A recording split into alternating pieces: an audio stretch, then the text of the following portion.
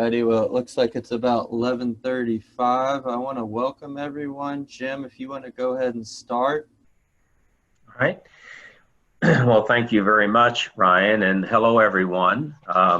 Welcome to the Fort Bend Chamber of Commerce Education Division's first ever webinar. We're delighted that you've taken time to be with us today. And on behalf of the 5-star accredited Fort Bend Chamber of Commerce, I want to thank you for your participation and welcome you to our webinar. My name is Jim Rice, and I have the privilege of serving as the chair of the Chamber's Education Division this year. We want to say that we hope you and all of your family have been safe and well during this COVID-19 crisis that we're all going through. And I want to take a moment to introduce our sponsors of this event. Stantec Architects, Ms. Jennifer Henriksen, thank you very much for being a long-term supporter of the Chamber's Education Division. And the Linebarger Attorneys at Law, Chip Sutton, thank you very much for your continued support of our programs. We can't really continue to have programs without sponsors, and so we do appreciate your stepping up to the plate. And you have the privilege of being the first for our webinar series. Each year, at the beginning of the year, I sit down and plan a program out for all of the events for the upcoming year. And I reached out to Ms. Danziger in January because we invite the board president of Lamar Consolidated, Fort Bend ISD, and Stafford Municipal on a rotating basis to come visit with the chamber and tell us anything really that's on their mind about their respective school district, share things with us, and just in an ongoing effort to continue to build bridges of understanding between our business and civic leaders and public education, which is really the backbone of our country. So at the time, none of us could have imagined that we'd be under this COVID-19 shelter in place, but we are. I reached out to Ms. Danziger, and she graciously said, no step for a stepper, I'd be happy to do it. And so we appreciate you agreeing to do this, Ms. Danziger. I know you're a veteran. You've had 2 board meetings already using this new technology. It's not the best replacement for face-to-face, but it's all we have right now. So before I introduce Ms. Danziger, I want to tell everyone in the audience that there is a chat feature in this software. You can move your mouse around. It's at the bottom of the screen. So if you have some questions, feel free to type them in. But we are going to wait until the end of the presentation to address the questions, just to make sure we get through it all the way. So with that, please allow me to introduce Ms. Danziger to you. She graduated from UTSA with a bachelor's degree in early childhood and elementary education and taught elementary education for 34 years, 32 of which have been in the Lamar Consolidated Independent School District. She retired from teaching in 2011 and was elected as a school board trustee for Lamar in 2013 and is currently serving as the board president. She's previously served as a board member of the Fort Bend History Association and vice president of the Fort Bend County Retired Educators Association, and also as the corresponding secretary of Epsilon Omega Chapter of Delta Kappa Gamma, an honorary teacher society. So Ms. Danziger, although you can't hear everyone clapping, we are clapping for you, and we're welcoming you and joining us, and the floor is yours. Hey, thank you. I appreciate those words, Jim. Yes, when he came to me in January, we had no idea this was going to be, we would be in this situation. But yes, I taught school for 34 years, and one of our mottos was modify and adjust. Now, I think this has taken it to a real extreme, but we modify and adjust and we move on. And I'm happy to be here today to give you a little bit of background of what's going on in LCISD and how we are handling the coronavirus and how we're moving forward with projects that we need to move forward to continue as a school, our school district. But yes, I am Kay Danziger, and I am the board president at this time. And as you know, life has changed since the COVID-19 broke out. So in addition to providing an overview today of our LCISD, I want to provide an update on our district's response and thank our staff, parents, and community for their patience and support during the outbreak. And some things have just changed even of last night of what our board voted on. So, and it could be things are changing as we're sitting here, because we never know in this day and age what the new edict will be. So right now, to minimize the spread of COVID-19 in the community, our schools are all and facilities are closed right now from till May 1st, 2020. As we adjust to our new normal, the district will continue with modified business operations, which includes remote work, limited on-staff site, and social distancing. But this also includes providing meals to all our students. But let me begin with remote learning, something that I as a teacher wouldn't even have known how to do back when I was teaching. And now these teachers are having to step up, and they're being very, very successful in what they're doing. But although our schools are closed, the district remains committed to our students' education and success. But we realize no amount of remote education can replace the in-person care and instruction that our teachers provide. But the goal of remote learning is to minimize the spread of the virus while providing continuity for our students. And our teachers have been so hard at work providing weekly lessons for our students through Canvas, the district's online learning system. Campus has also distributed technology to families without access to a laptop or smart device, so all students can participate in the remote learning. And to support our students at a distance, Lamar CISD's technology services launched a new student help desk last week for students experiencing technology issues while at home.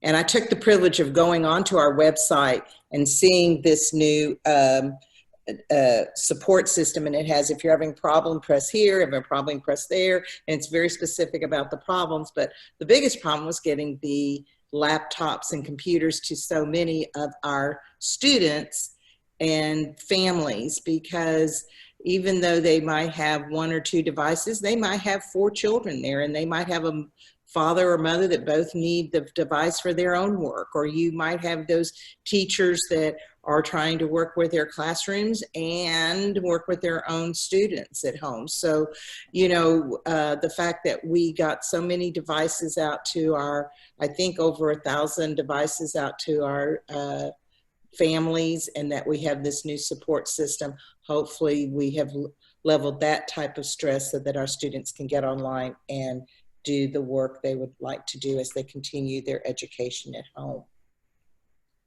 Next slide. When this first shut us down, we were during spring break. And during spring break, we have Lunches of Love that is feeding many of our students. But as soon as we saw we were going to be shutting down longer, we immediately put in place our meal distribution. And our child nutrition department quickly set up student meal distribution processes at 8 different sites throughout our district for children 18 and under.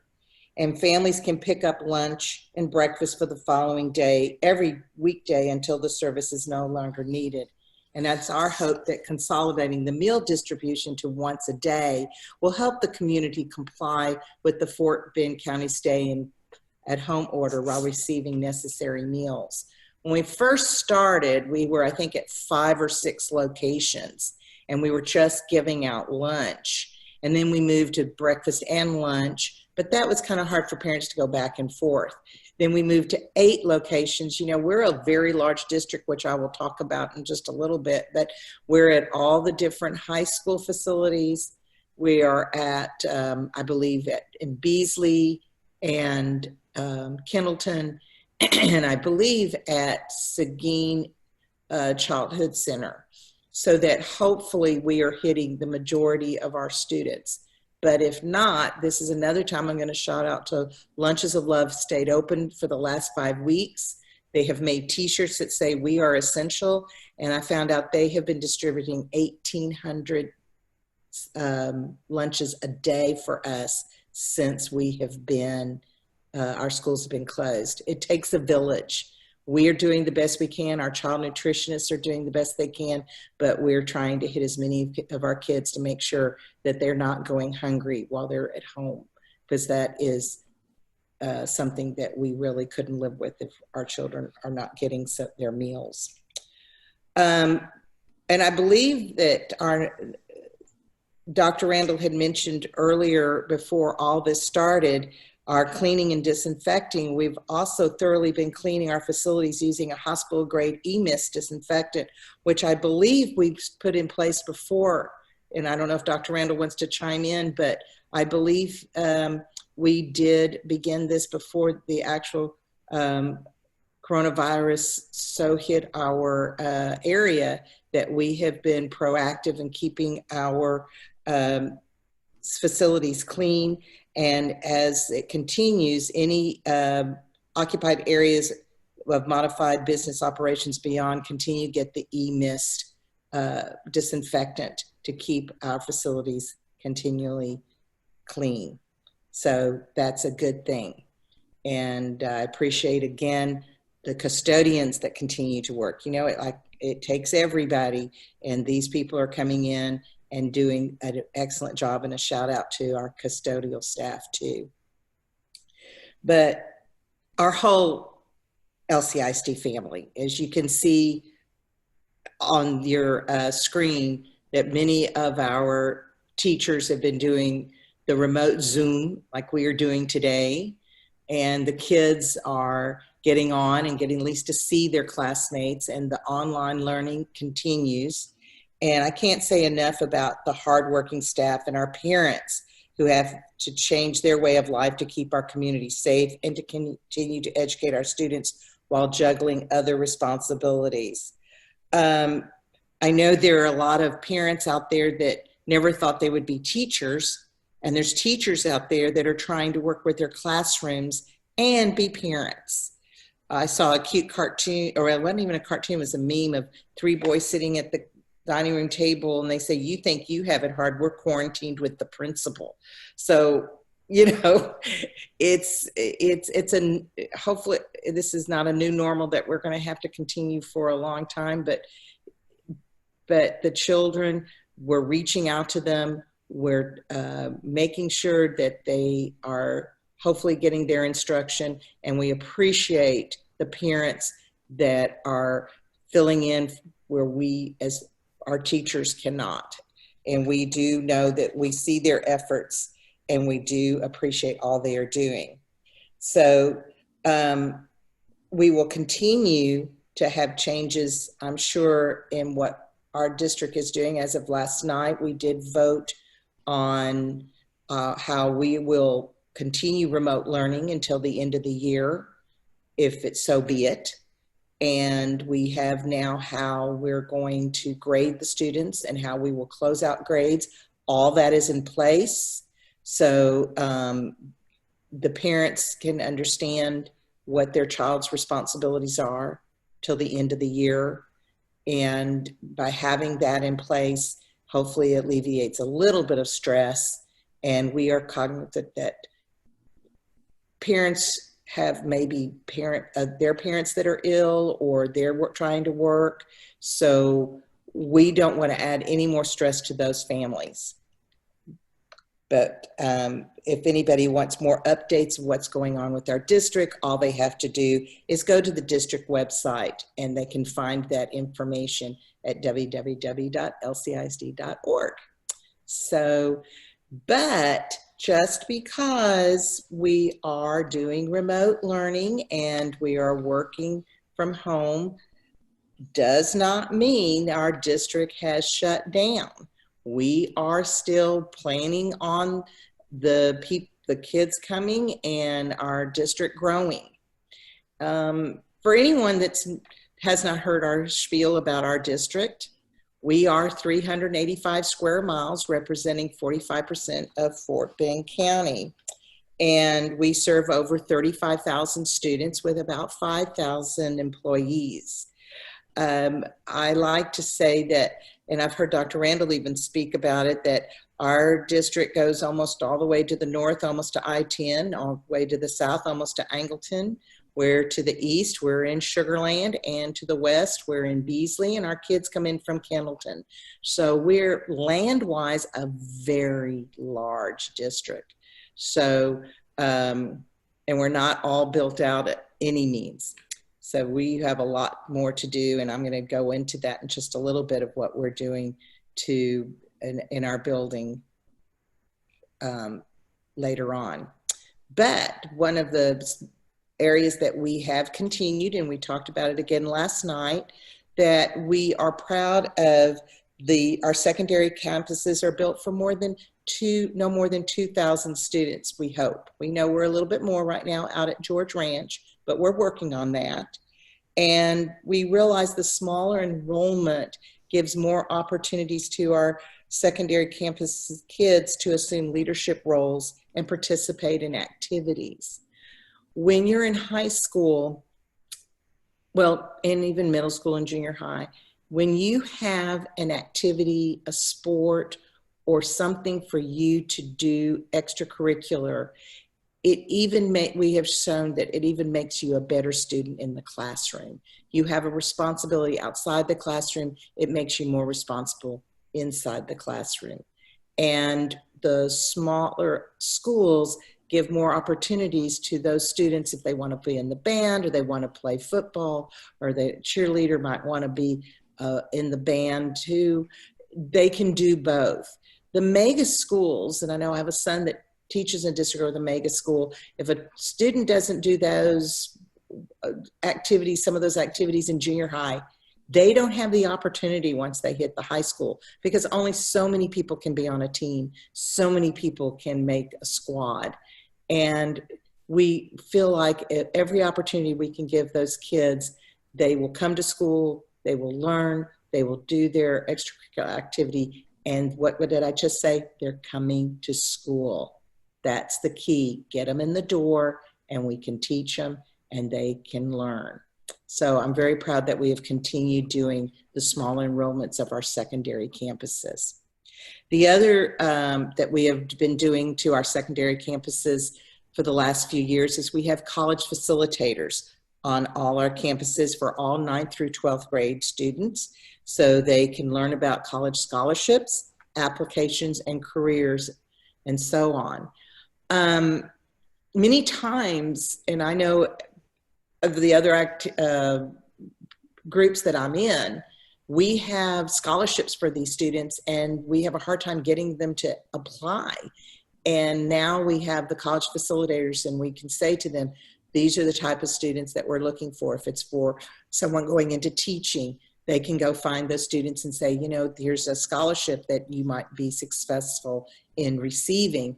And one thing we noticed that, yes, it might be a $500 scholarship or a $1,000 scholarship, but every little bit helps when you're trying to go off to college. And the college facilitators can reach those students about those applications and to help them apply to the appropriate colleges as they continue their academic career. So I'm thankful we have those on our campuses. Well, you can't talk about LCISD, yep, we're good, without talking about our aha moments and our recent accomplishments. And we have many, but I'm going to only highlight a few here today. One, of course, is that Lamar CISD was overall A rating by the Texas Education Agency for the 2018-2019 school year. which is the highest possible academic rating by TEA's accountability system. And also during the 18-19 school year, the district created an inclusive strategic plan with input from over 18,000 stakeholders. The plan includes 5 strategic priorities, including involving the student learning experience, promoting safe environment, and planning for our rapid growth. Now I'm going to stop here a minute and interject about this strategic plan. Another success of the board since I've been on it is that we initiated and had a few years ago what we call an all district audit. And through that audit, we decided to do, that came about, we needed the strategic plan. So what did we do? Well, we rolled out 10 meetings throughout our community, and I'm going to talk a little bit about the community now. You know, I've told you how big our district is. Well, we have what we call color tracks for our high schools. If anyone's not familiar, we have George Ranch being the maroon track, and we have the blue track for Lamar, and red for Terry, and Foster Gold, and purple for Fulshear. And when we go out into our community, we want to hit the whole community, so we go by the color tracks. So we had 2 in the maroon track and purple track and gold track. And after we got all these meetings and we had all these people come together, and they were facilitated by our Holdsworth people, which we were so thankful for. They brought the materials together, saw where the most of the people saw where they wanted our district to go in the next 5 years. We formed a committee, and the committee came back with a strategic plan. And in that strategic plan were strategic goals. And from our strategic goals, we got our SMART goals. And from our SMART goals, we are now using those to drive our work with Dr. Randall and his administration. And I think we're about ready to finish out our first year of our strategic plan. And it really gives a great roadmap for our district to know where we are, where we're going, and where we want to be. So that's another feather in the cap for our district and for our board too. The other feather in our cap was the district has maintained a tax rate over the last 8 years of 1.39. But this year, the board decreased the rate to 1.32, making it one of the lowest tax rates in the area. So we were proud of that. And you can't have aha moments without finding some UIL champions. And we did have some again this year. The Fulshear High School volleyball team earned the 2019 4A state championship in February. And Foster High School senior Chidozie Nwankwo capped off his high school wrestling career with his 4th state medal and 2nd state championship. And correct me if I'm wrong, but I remember when he was having that meet, I think I was with Mr. Kipping at that time, and this might be one of the last UIL meets that we had before everything got shut down, that he came in under the wire getting to get that title. So congratulations to him and to Fulshear High School for those accomplishments. Now, growth. Everyone knows that we're growing, because I've said that, and we have a lot of room to grow. But we are one of the fastest growing school districts in Texas. According to our district's demographers, Population and Survey Analysis, or PASA, out of 44 school districts in Texas with more than 30,000 students, Lamar ranks 4th in fastest growth.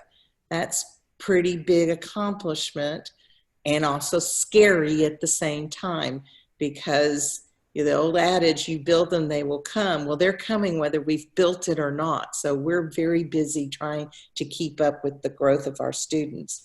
PASA's projecting that we're going to have over 51,000 new housing occupancies in Lamar CISD between 2020 and 2029.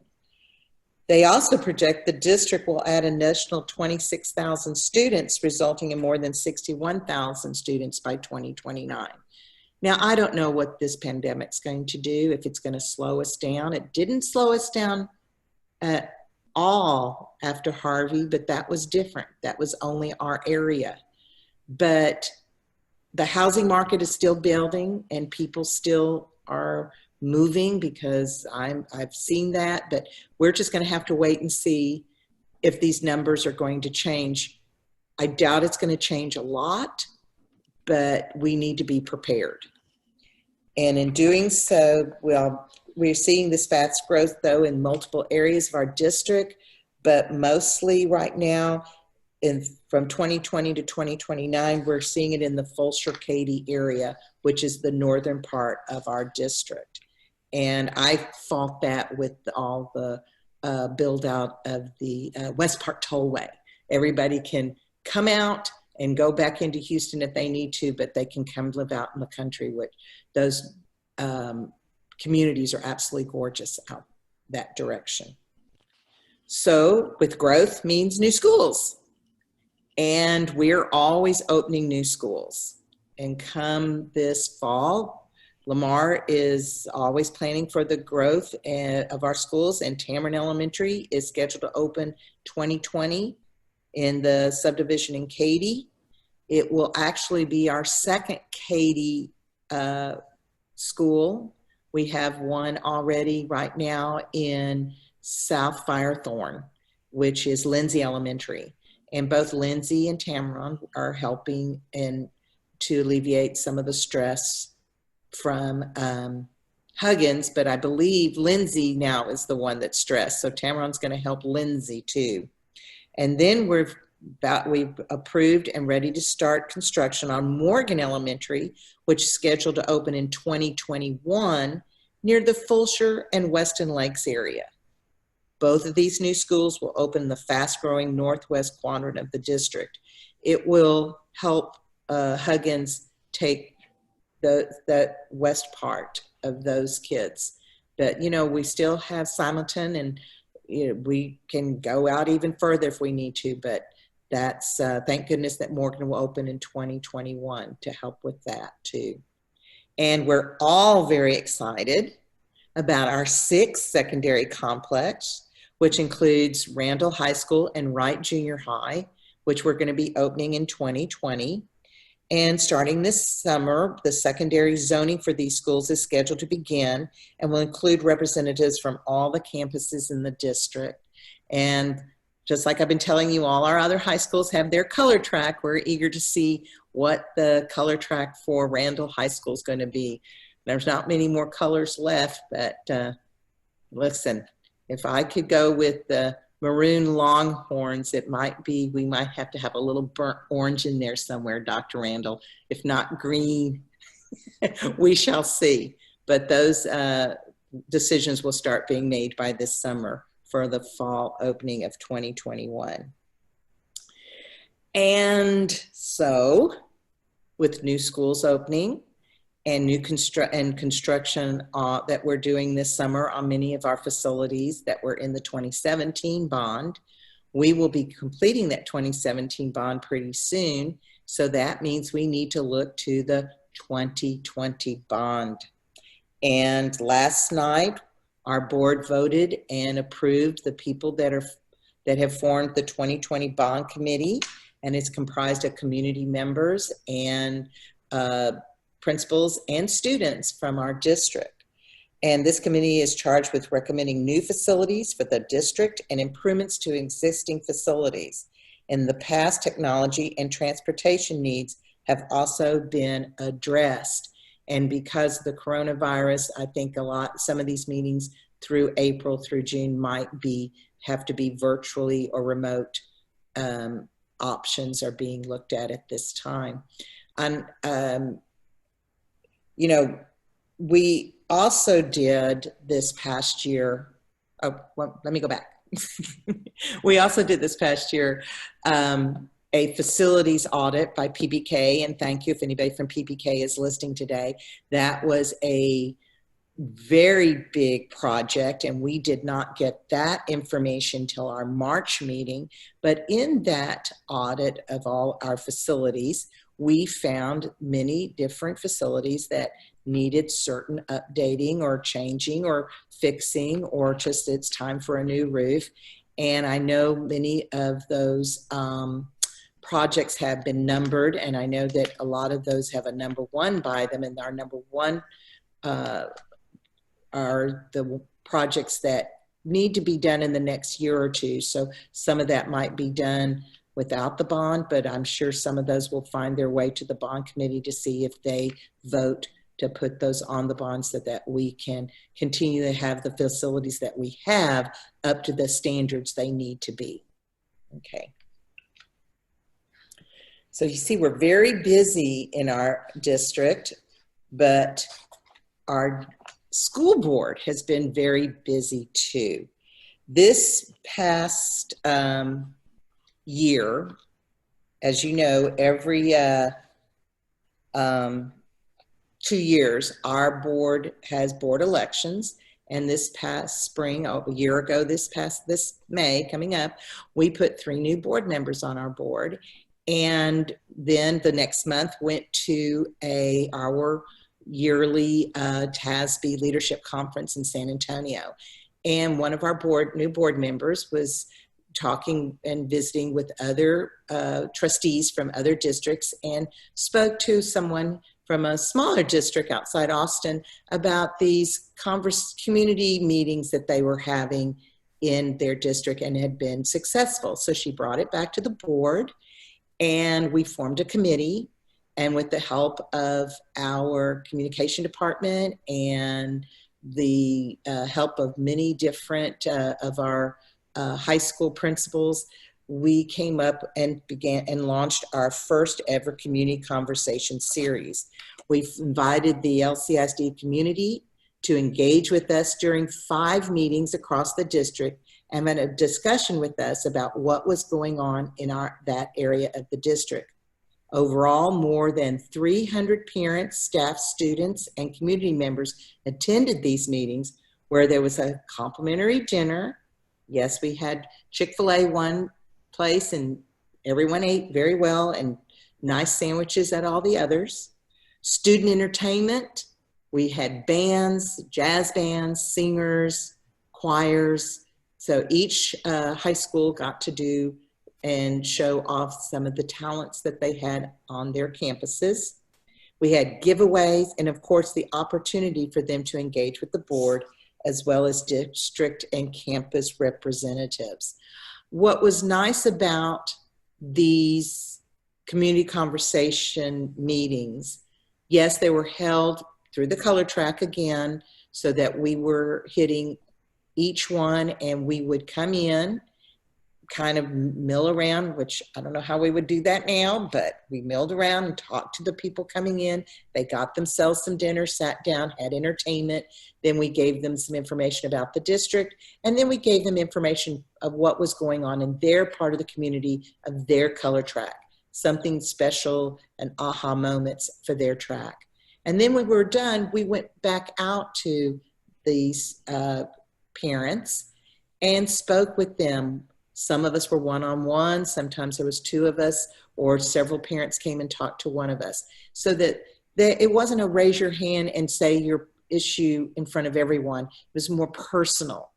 And what I liked about this, we did not just have us there, but we had all the schools had a table that was in that color track. We had people from athletics, from child nutrition, from transportation. We had the secondary department.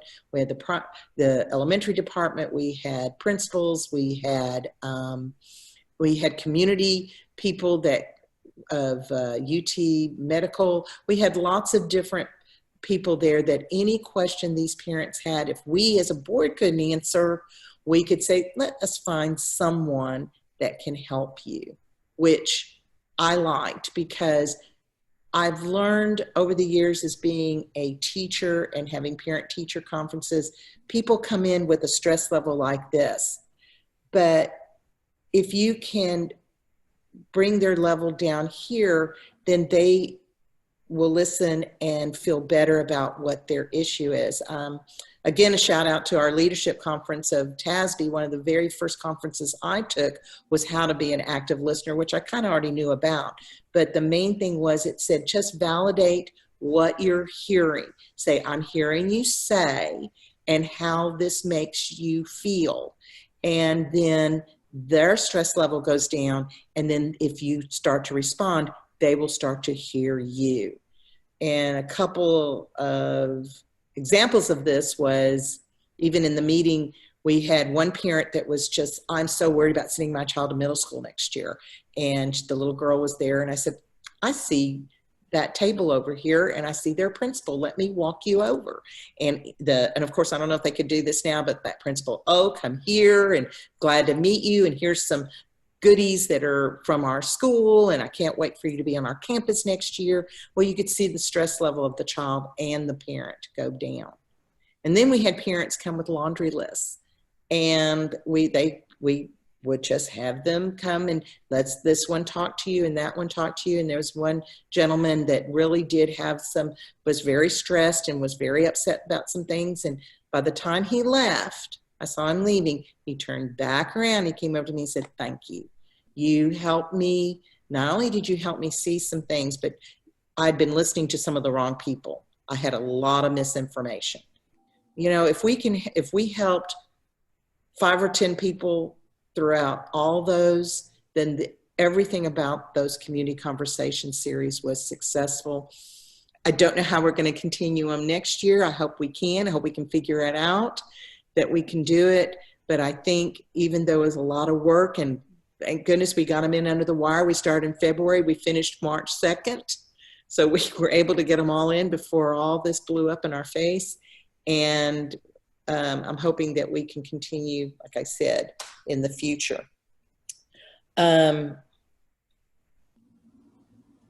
Before I close, I do want to say a little bit more about our board and about myself on the board. We do work hard. I always find myself kind of exhausted the day after a board meeting.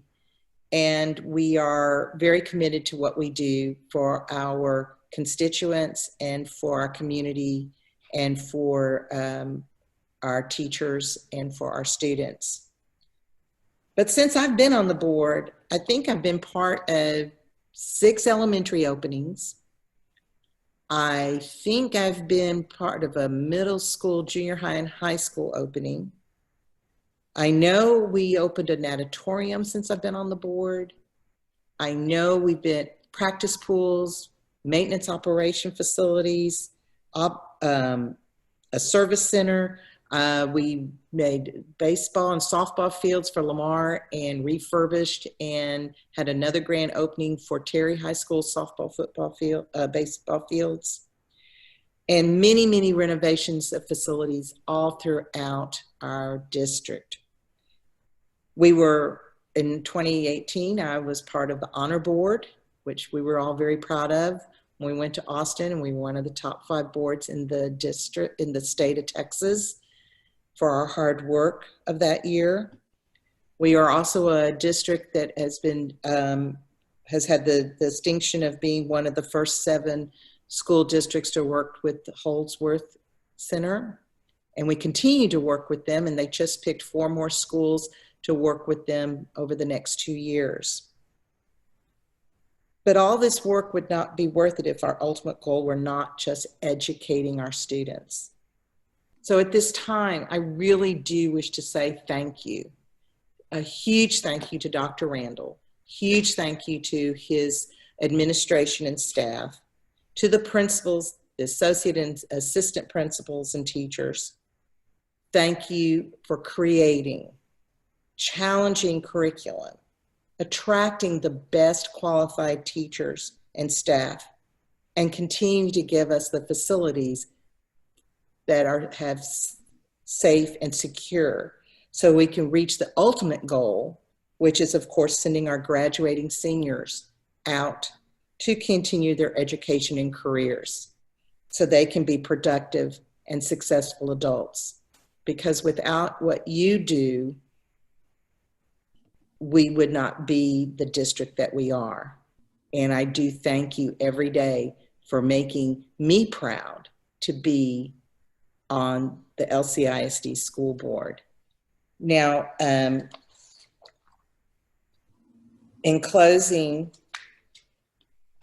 we will have some questions coming in, and I think if I can't answer it, I think Dr. Randall and Dr. Rockwood are online, but you can also visit our website and follow us on social media for any late information that you wish to know, because we wish to be transparent and have you know everything that we can about what we are doing right now in LCISD.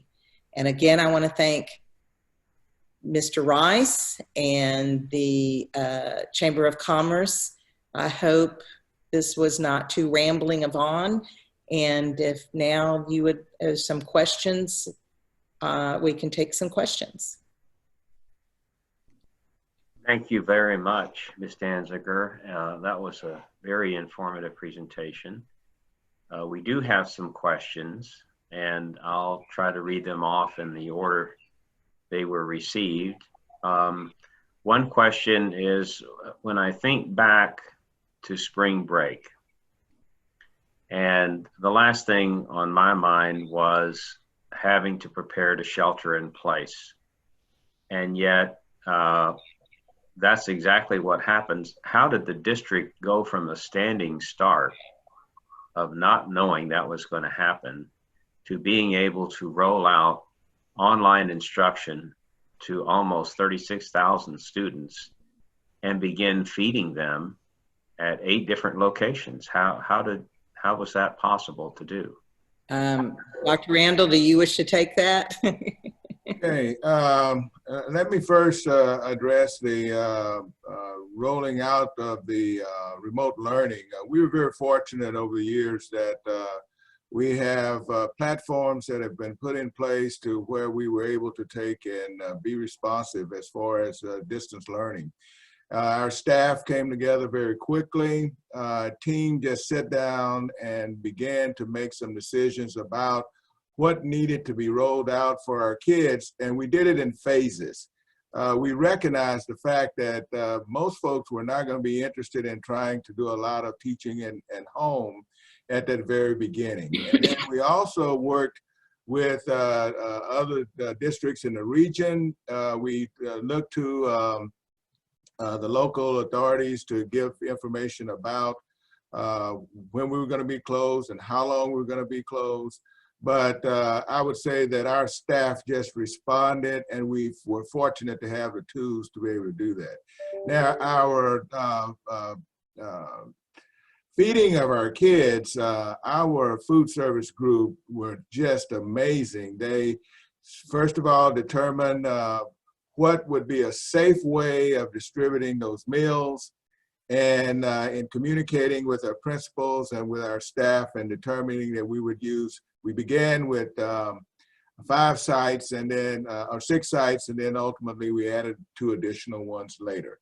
But all of it is about rolling up your sleeves and just getting the work done. We've often said, walk a mile in someone's shoes when you're making decisions that's going to ultimately impact them. And I was very, very pleased at the fact that that's what our folks did. And let me interject here. I think that last week they served over 36,000 lunches and breakfasts. So the people are coming and picking up those meals.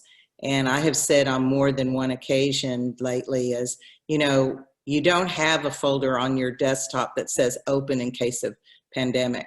This is something, but you do have to, and we've had issues with floods. I've been part of floods, and I've been part of hurricanes, but this is a whole new ballgame. And again, like Dr. Randall said, and we just voted last night, how we're going to finish the school year remotely if we have to, and how the grades are going to be done. And I think once they roll out each phase, I think it alleviates the stress more, so everyone sees where we're going and which direction we need to go.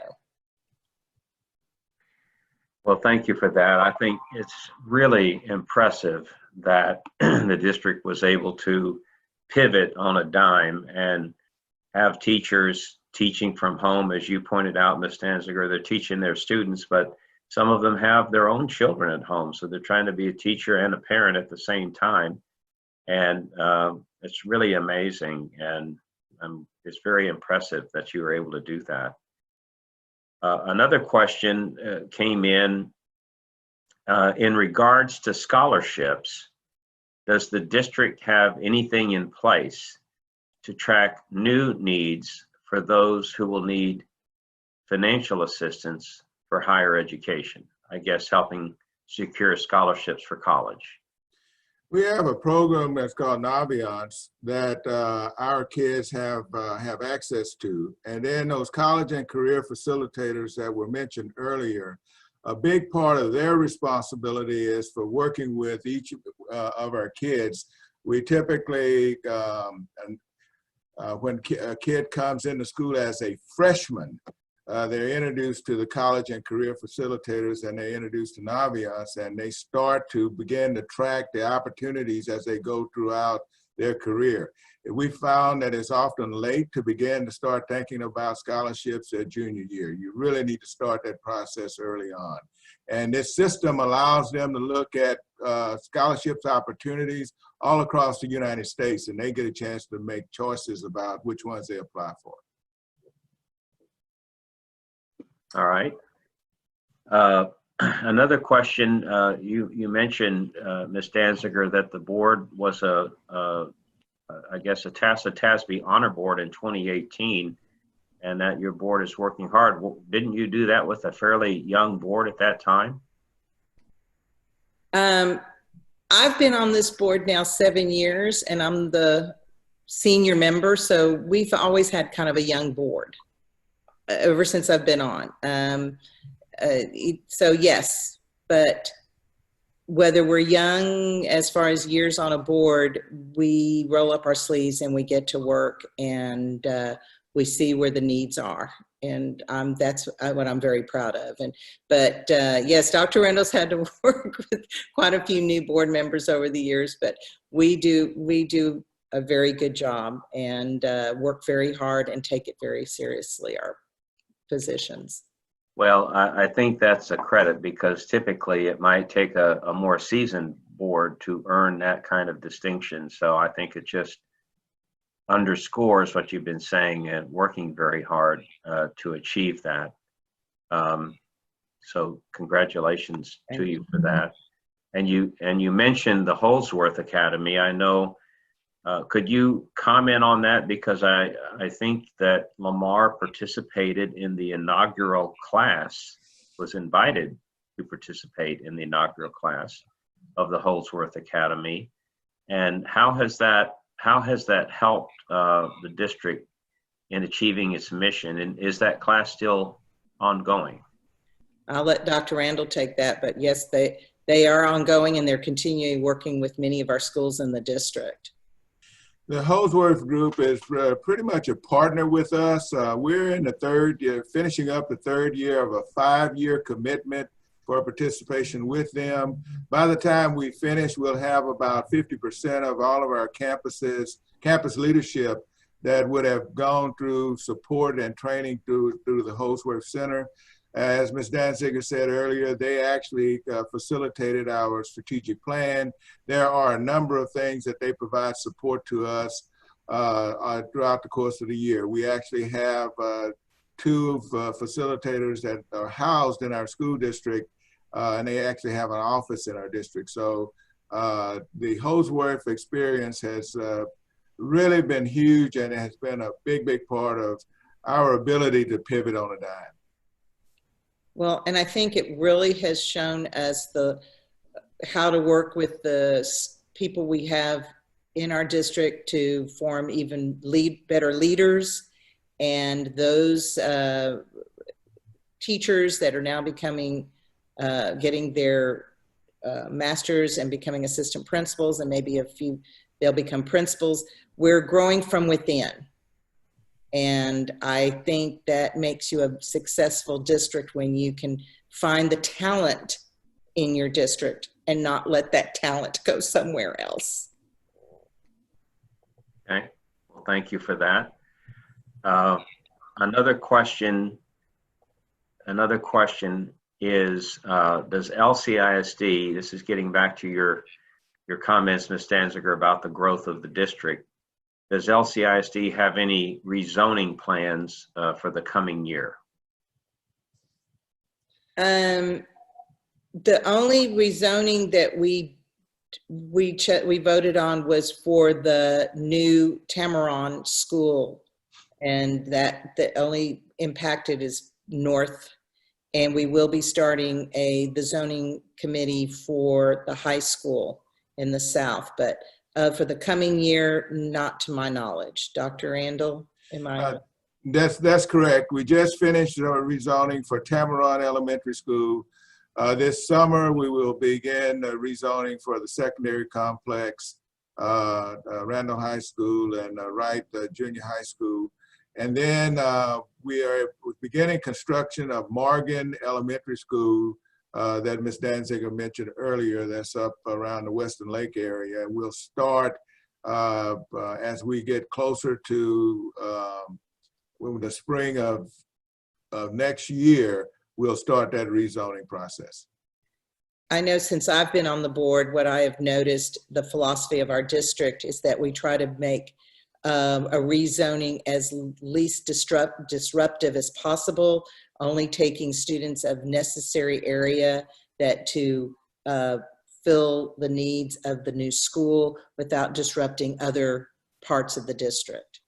And which I like, because you don't want to turn your whole district upside down every year because we're constantly opening schools. Okay. Well, here's a question. It may have been overcome by events. The question is, due to COVID-19, what does this mean for returning to school? And while we've been in this webinar, I'm getting texts and notifications that the governor has just announced that schools will be closed for the remainder of this year. So I guess that's the answer. I was thinking this was going to come up while we were talking. Right, yeah. Dr. Randall, any surprises on your account? That's correct. What we're going to, in fact, we have a team. We knew that we would be involved in this session, and we have a team that's listening to the governor and taking information that he's sharing. Because one of the things that even with the knowledge of knowing that schools may be closed to the end of the school year, what does that mean about opening up the rest of the area, and what impact will that have on us who have graduations that are close to the end of the school year? So we will be finalizing those types of decisions now that we at least know exactly what the state, and we're waiting on our local officials to also give us some feedback, and then we can map it out. Our biggest challenge naturally is making sure that our seniors, that we can do everything within our power to make this challenge that we've been experiencing a positive experience for them as they leave us and they head off to the colleges and universities and into the workforce. We want to make it a positive experience for them. Absolutely. And as board members, we like passing out their diplomas. That's one of our joys, is getting to shake their hand and hand them the diploma. So I guess that's not going to happen this year, but as far as shaking their hand, but maybe there is a way we can get them to at least have their aha moment of graduation. We've talked about the Holsworth Academy, and not everybody knows what the Holsworth Academy is. Could you please describe what the Holsworth Academy is and who is behind and supporting that? Charles Butt, and most people know he is the CEO with HEB Stores. He put $100 million of his own money into the development of the Holsworth Academy, and the Holsworth Academy is named after his mother, who actually began her career as a teacher. And he actually also has come back and put another $150 million into the program, and they're building a campus that's located in Austin that will house, I think, 130-something sleeping beds where they will bring people into Austin for training. They then partnered with 7 school districts, and we were very fortunate to be one of those 7. And they put us through staff development. They actually sent us not only across the state, but to Singapore and some other places at no cost to the school district. And we had a chance to interact with some of the best minds in the country. And their goal is to work with school districts and develop leadership capabilities within those school districts. And we spent time coming up with leadership definitions. Our staff is going through training. The difference between this and some of the other opportunities that have come along is that they are training not only the superintendent, but they're training the superintendent, they're training central office staff, they're training principals, and also teachers are involved in that training. So all in all, their goal is to help to improve the quality of education in the state of Texas through leadership at the campus level. Thank you for that, Dr. Randall. And Ms. Danziger, you commented today in your presentation, Lamar Consolidated ISD has 35,500 students, but in 9 short years, you may have 64,000 students, which is tremendous. Yes. Do you think the Holdsworth Academy has helped prepare you to handle this growth and plan for this growth? And I know you said, Ms. Danziger, you're trying to groom up and train up teachers in Lamar Consolidated ISD, so you keep the talent and you grow the talent there. Yes, and I know that we do have a talent pool that once they're that we keep, but yes, I one of our challenges, and I think it's a challenge for all school districts, is the keeping up with the demand for teachers, especially specialty teachers. Those are hard.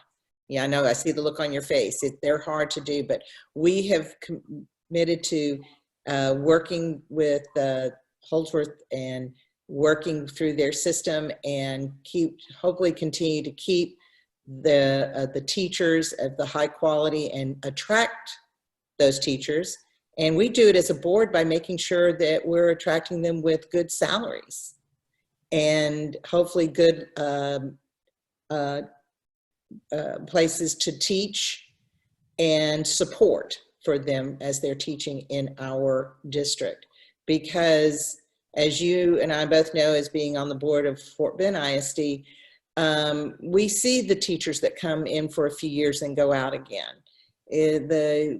The career teacher is very hard to find anymore.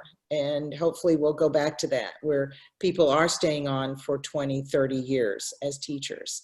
But yes, I hope that with Holdsworth and the work they have done and what we are learning and the talent that we are finding within ourselves, that we will have the principals and the assistant principals that we need as we open up more and more schools. And then it's just finding the teachers to fill those schools and continue to be successful with our students. Just to briefly add to that, they've worked with us in creating a leadership pipeline where we have a set of criteria that we use to identify individuals that are ready to go to the next level. And they also work with us. We have a partnership with the University of Houston, Victoria, where we have 2 of the professors are our staff members, as well as a professor from the university. And there's a cohort of individuals that are identified to go through that cohort and work on their masters in administration. And that is done within 1 year. And we've graduated 1 cohort, and there's another cohort that was disrupted by the virus, and we're still working on how we're going to complete all of that. Okay, wow, that's impressive. Here's another question that just came in related probably to the governor's order.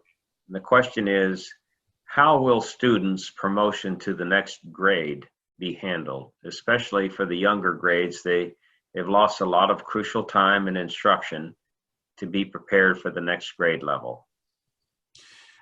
I think Ms. Danziger mentioned that the board approved last night the next steps for us to take and work with our kids. But just to respond to this, our staff took and they looked at the remainder of the school year and all of the requirements for TEKS that needed to be accomplished. And they then created the criteria that is being pushed out to our teachers, who are doing a wonderful job of taking that information and then working with our kids. As they go through, the kids will get whether they've mastered the information or they have not. Our teachers are keeping up with them, and those kids that are having difficulties with mastering the material, those kids are getting extra support, and there may be a few of them that will have to go to summer school, but the majority of our kids, really and truly, if they show mastery, they're going to be promoted at the end of the school year. Okay, all right. I think we've got one last question so far, and that question is, do you see a change in the attendance policies to prevent students from going to school if they're ill? And who makes those attendance policies? Well, that's a good question. And as was mentioned earlier, we're kind of working through this as we go along. We're going to certainly discourage kids coming to school when we come back. And now we're looking at next year, since we know that they won't be back during the course of this year. But we're going to certainly discourage kids from coming to school ill, and there's no doubt that we're going to have to make some adjustments to the attendance policy. Okay, all right. I don't see any more questions. I'm going to reach out to Juliet and Ryan just to make sure we've got all the questions that were posed answered. I think that we have, and so I think we've been at it now for about an hour and 10 minutes or so, and I want to thank you, Ms. Danziger and Dr. Randall, for participating in this first webinar for the Education Division. It's great, and I think it shows how Lamar Consolidated is still working, still doing its job to educate kids in spite of this shelter in place, and the Chamber's doing its job by continuing to bring these sessions to everyone that's interested in participating. And can't thank you enough for your participation today and taking time. I know you had a long board meeting last night, and thank you for being here. Before we close, I just want to share a couple of housekeeping announcements about some upcoming events. We have on Monday, this coming Monday the 20th at noon, a Zoom webinar entitled Moving Forward, a business Q&A session for connecting, collaborating, and coaching. That's going to feature Glenn Smith. And then just to let everyone know that the Fort Bend Chamber is hosting Zoom webinars every Tuesday and Thursday at lunchtime to provide relevant information and resources to you during this challenging time. So again, before we close, I do want to thank you again, Ms. Danziger, for being here, and Dr. Randall, and also our sponsors, Linebarger Law Firm. Thank you, Chip Sutton, and Stantec Architects. Thank you, Jennifer Henriksen. We hope everyone stays safe and healthy, and we're all looking forward to being able to go out to a restaurant when they open and have dinner.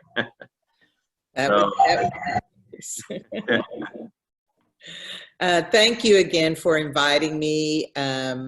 Like I said, this was a little stressful for me because I wasn't really sure how this would all work out, but it seems like this has been my Zoom week but if hopefully we gave a little more information, and I think the more information we get out there to the public and they can give comment or their concerns, that hopefully we're alleviating a little bit more of the stress, because that's what I'm most concerned about now too. Yeah, we need to educate the kids, but we also need to worry about the stress and the anxiety of these families. And I hope we are hopefully bringing that down a little bit.